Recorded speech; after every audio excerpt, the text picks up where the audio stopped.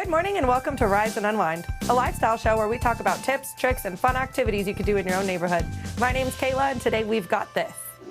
Certified myself a spot in the WrestleMania event. Which day, I don't know, but it doesn't matter because I'm going to walk out the champion. A smart thing gardeners can do right now to get ready is to familiarize themselves with their zone. So your growing zone relates to the first and last frost dates in your region, and that's going to roughly define your your planting season. All that and more right here on Rise and Unwind. Do you ever watch a true crime story and think, there's no way that this could be real?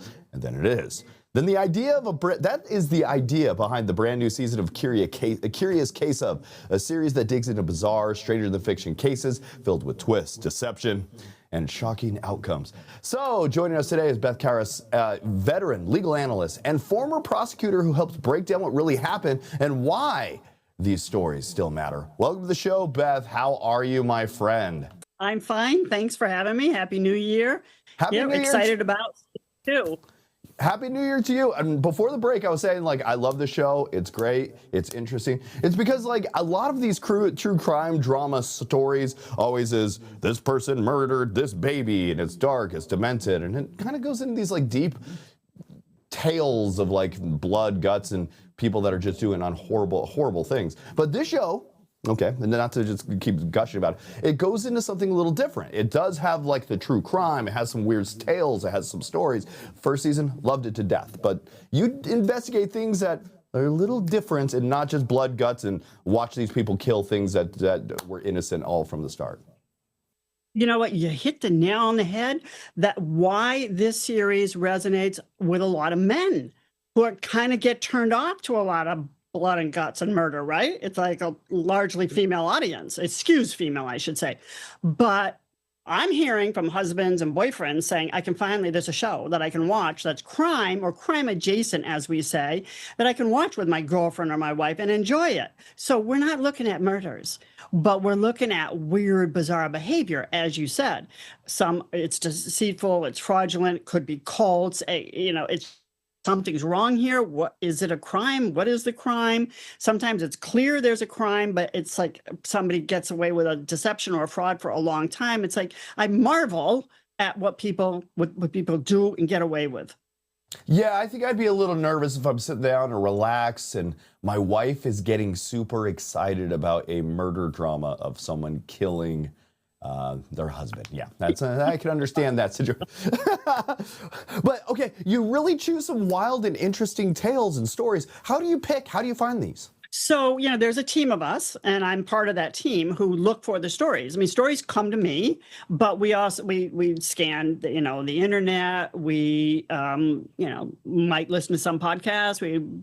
Maybe people we know. There's a story I've been pitching of somebody I know who had, I don't want to give away the punchline, but it's not in this series, but he was missing for a long time and people thought he was abducted by aliens. Turns out that wasn't the case. Anyway, they're weird, twisted stories, and we just find them, in life, on the internet, newspapers, friends, people we know. We listen to reports. All right, and this season, what are some of the highlights? Anything big that we should be looking out for? What's something we can look forward to in the season? What's the elevator pitch this time? So, well, the finale is a good one, right? And it's called The Corpse That Came to Dinner. Okay, I just leave it at that. It's a weird story. 91-year-old woman found with 2 corpses at home, right? Unbombed corpses. So that was weird. It's got to be a crime here somewhere, but it was her husband and her twin sister. She loved them. She cared for them. Is it really a crime? So that's the finale. So you got to wait 8 weeks for that one. But the school principal who hypnotized his students, and he wasn't licensed to do it. And there 3 of them tragically die. There's no murders, but they die. The woman who is faking her illnesses, she's faking paralysis from the neck down. What, to get attention? I'm not sure. She fakes being a cancer survivor. She wants people to like her, maybe. I don't know. She fakes pregnancies. These are all over several years.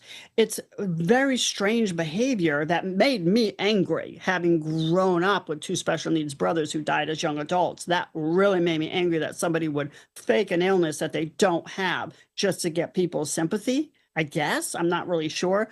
So that's one of the stories. But that was like, what is the crime here? It's not a crime to break someone's heart. It's not a crime to lie unless you're getting a benefit. And that's what did her in. She got a benefit. She got something of value. She got a bicycle. She got a trip.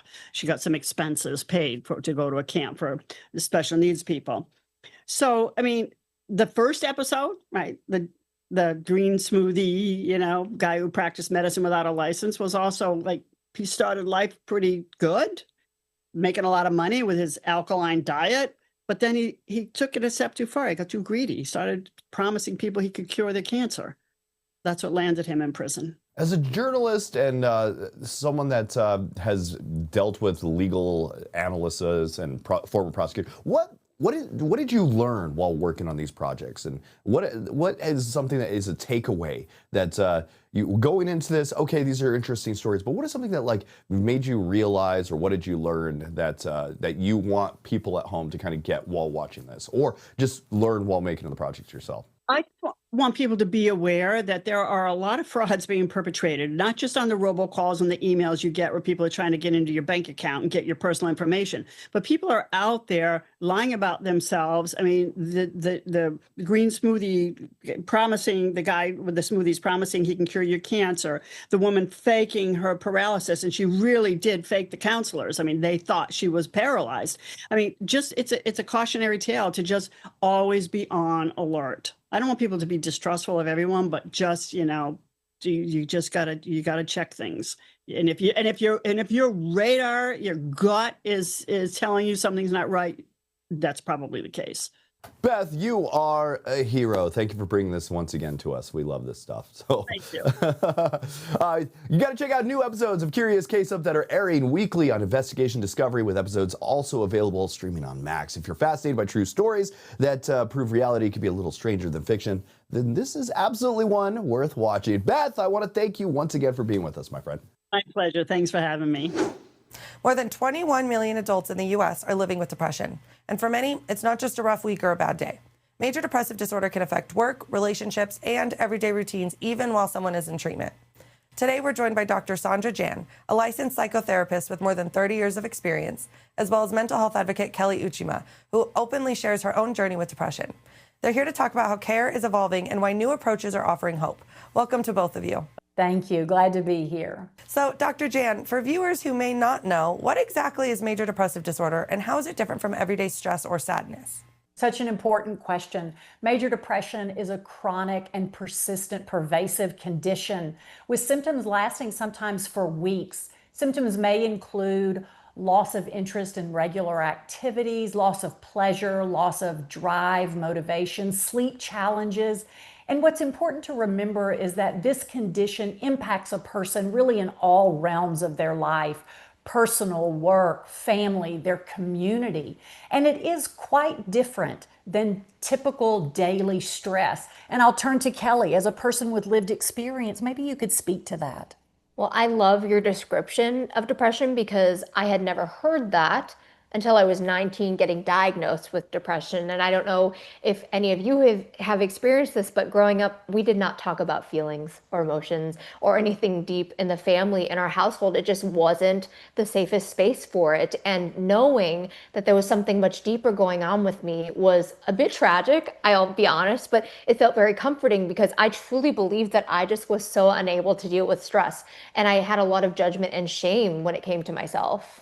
And many adults still experience symptoms even while they're in treatment. Why does that happen, and what gives you hope about where care is heading? It's a really good question, because typical standard of care in the world of major depression would be either medication and or psychotherapy, maybe a combination of both. And what we know from clinical practice is this, that some patients do respond to those standard traditional treatments, but there's a group of patients where there's only partial response.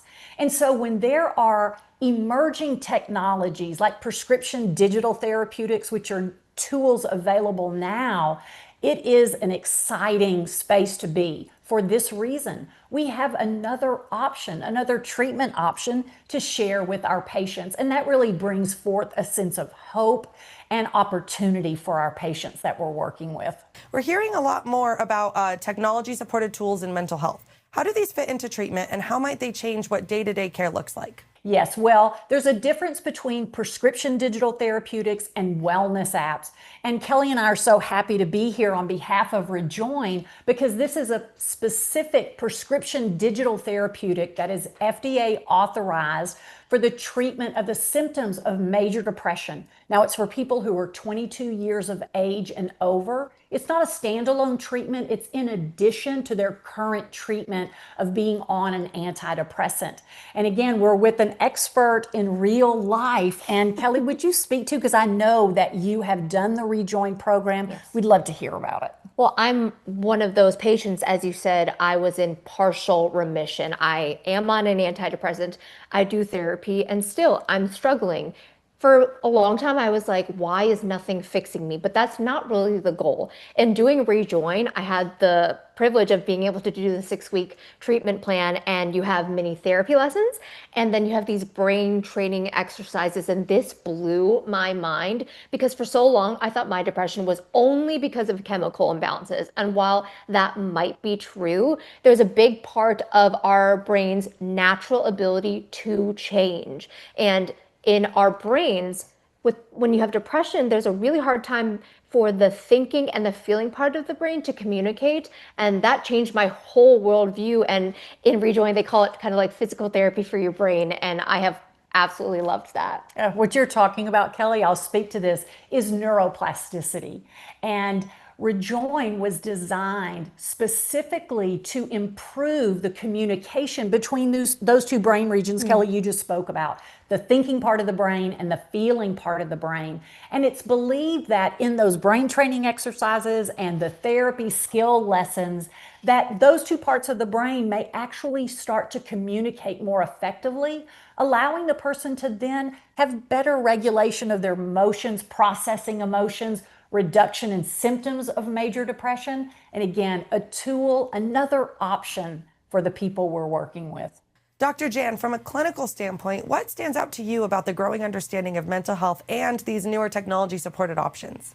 Yes, it is this opportunity to educate our patients about depression, to talk about what Kelly said about chemical imbalance being a part of it, but also this piece about how the brain has the capacity to change. That's where around this concept of neuroplasticity, this excitement exists. And prescription digital therapeutics, specifically Rejoin, designed specifically to improve that communication.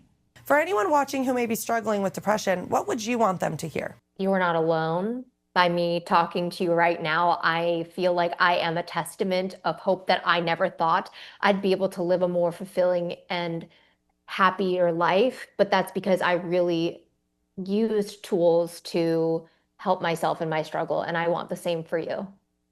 Yes, I would simply add, depression is real. Don't do this on your own. Ask for help. Healing takes place in the context of community, conversation. And where can viewers go to learn more? Great question. MeetRejoin.com. Rejoin is spelled R-E-J-O-Y-N. And Kelly and I are excited to tell you that there is a discount code available, Rejoin26. Dr. Jain, Kelly, thank you guys for being here today. Thank you for having us. Glad to be here.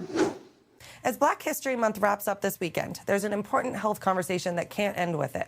By 2030, Alzheimer's is expected to affect nearly 40% of Black and Latino families in the U.S., yet many people still aren't talking about it.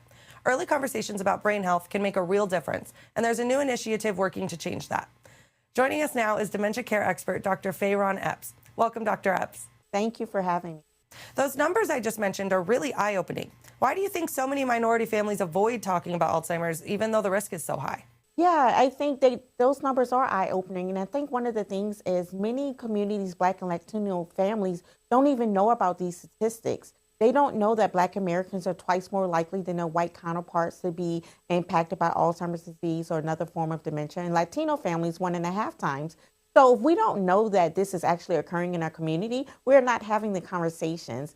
We don't have the education that is going out in the community. Also, these families don't have access to resources and supportive programming. So that Also in Color, we're here to kind of change that. We want to make sure that these families and communities now have the resources and education so they can start having these conversations and having them early.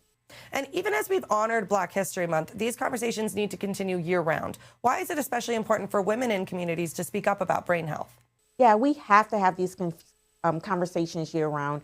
And we focus a lot on women because many times women are in these caregiving roles, but also women are the CEO of the health of their family. And so they need to have this information at their fingertips so they can initiate these conversations at the kitchen table, in the community, in their church, and other community organizations that they are a part of.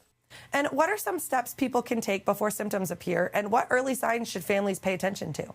So one of the things many people don't know is that memory changes start occurring up to 20 years before you actually see signs and symptoms.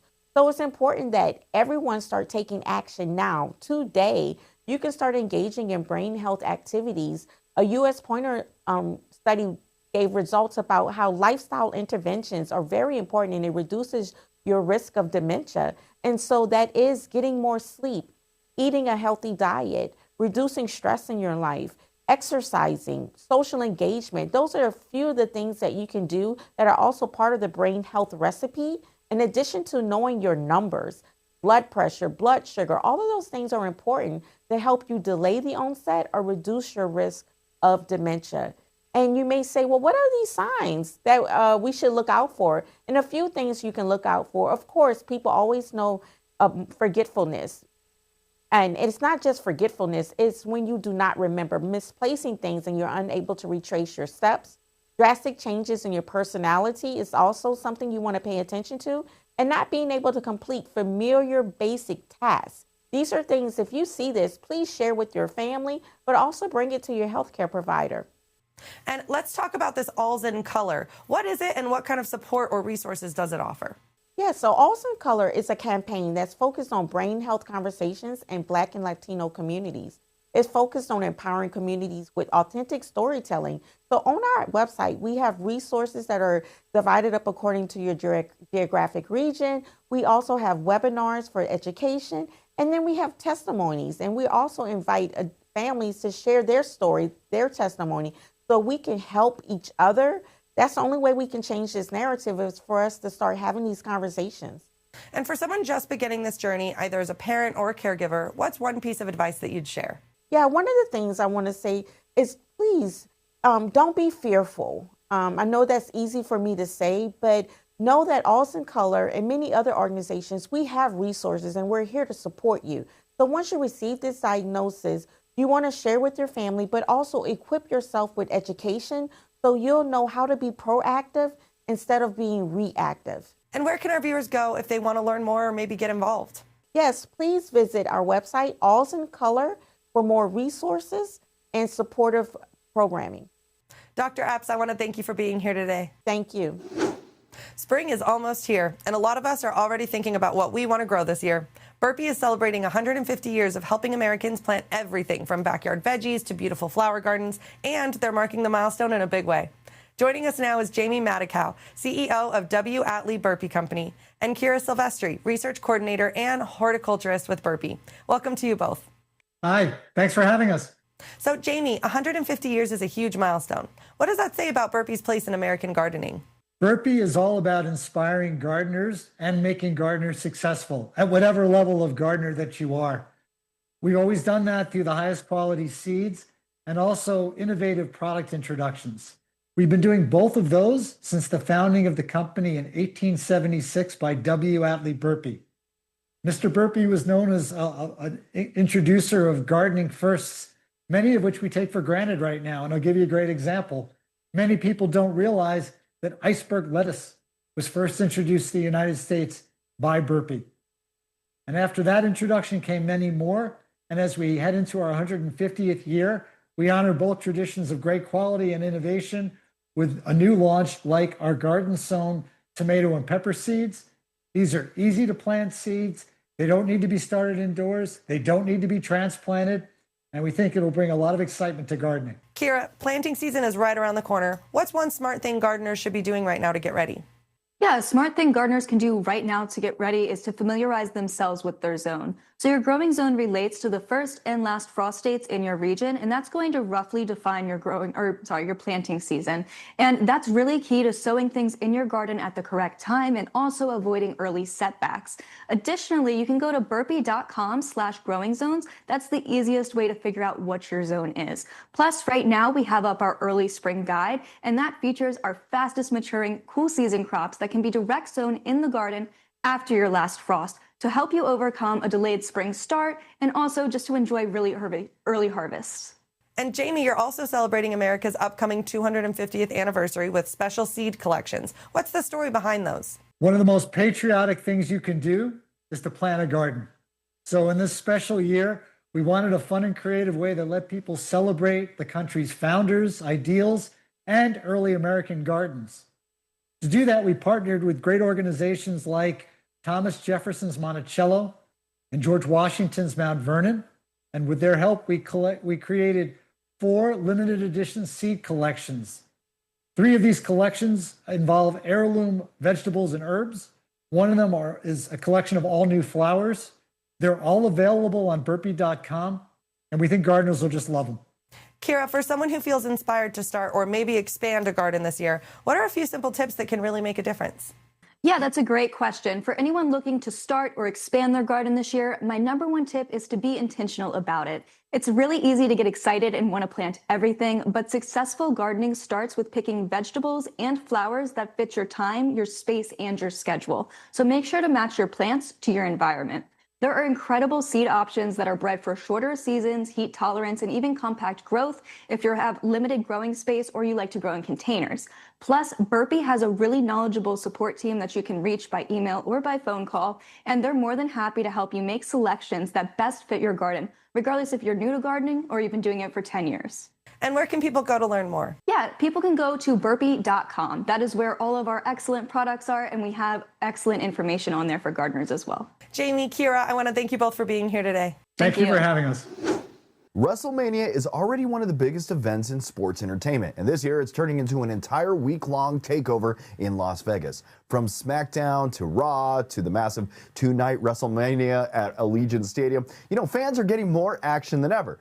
So joining us now is WWE Superstar Liv Morgan, champion, rule breaker, and one of the most dangerous competitors in the game. Welcome to the show, Liv. How are you? Oh, thank you. I love that introduction. Thank you. I'm doing well. I woke up the greatest Royal Rumble winner of all time. So I have no complaints, All right. Congratulations to you. You've been kicking butt, both literally and figuratively. WrestleMania 42 just got even bigger with SmackDown and Raw added to the week. What does it mean to be part of an entire WrestleMania week instead of just one night? Yeah, so WrestleMania week is always chaotic in the best way. We have Friday Night SmackDown, as you said, Monday Night Raw. We have the WWE Hall of Fame ceremony where Stephanie McMahon's going to be inducted into the Hall of Fame. So iconic. And then we have our 2-day spectacle of WrestleMania. It is a very busy week, but it is so worth it. There is so much connection with the WWE universe. So many opportunities to run into your favorite WWE superstar and get an autograph and get a photo. Giving back to the WWE Universe and the community of Las Vegas for so graciously hosting us in our 2nd year of WrestleMania there. Last year we had our most successful WrestleMania of all time in Las Vegas as far as attendance and viewership. And so we are excited to run it back and do it bigger and better than ever. You've had some massive moments in your career. Money in the Bank, championship wins, the Revenge Tour. When you look at this year's WrestleMania season, where does that rank for you personally? Ooh, well, I think for me, it might end up ranking as number 1 because after 11 years of hard work and dedication, I've finally certified myself a spot in the WrestleMania event. Which day, I don't know, but it doesn't matter because I'm going to walk out a champion. And so I'm super excited. Okay, and Backlash is coming up in Tampa in May, and it's the first premium live event after WrestleMania. How does the energy shift after WrestleMania, and why should fans expect fireworks at Backlash? Yeah, so WrestleMania to me kind of signifies the start of the wrestling new year. We work all year to lead into WrestleMania, to tell these stories and have these matches at WrestleMania. And once it's done, it kind of feels like a reset. So Backlash being the first PLE in the Wrestling New Year, as far as I'm concerned, in Tampa, where I'm currently from. So I kind of feel like the hometown hero walking in, a brand new champion. So you can expect excitement, chaos, and I'm known to be a little bit messy, so you can expect a mess. All right, some fans love you, some fans love to hate you. Either way, they're watching, but how do you channel that reaction when you step into the ring? Kind of exactly what you said. You know, they either love to hate me or hate to love me, and I welcome and appreciate it all because I don't really care what you think about me, respectfully.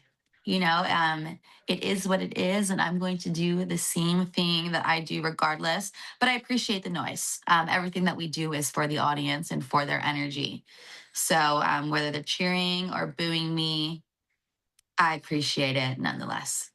Maybe you should challenge some of them to the ring themselves. They can't handle me. Are you kidding me? All right, for anyone who's never experienced a WWE live event in person, what's different about being inside that arena compared to like just watching it at home? Yeah, so, you know, watching at home, you get all the camera angles, you get the commentary on your TV. It's a very much more intimate, controlled experience. But live, you have the energy of the hundreds of thousands of people that got a ticket with you that are cheering or booing their favorite WWE superstars. It is such a mix of athleticism, sport, entertainment, blended in a way that only WWE can provide. So you are definitely in for a treat because WWE is for everyone and we want everyone to be entertained. So you bring your mom, your uncle, your cousins, your dog. I don't think dogs are allowed in the venue, so you can't bring your dog, but your dog can sit and enjoy at home if you don't come to the show. But I recommend coming to the show. I've also heard that you're becoming a movie star and have a project on the way. I have something on the way. Bad Lieutenant, I filmed in Japan last year. It's going to hit theaters in September. I was very excited about the project. I learned a lot, and I feel better after the fact, having the experience. I was lucky to be in the room with all of these incredibly talented veterans of the film industry. And the WWE audience is going to see me in a way that I think perhaps they never thought they'd see me. So I would tune in.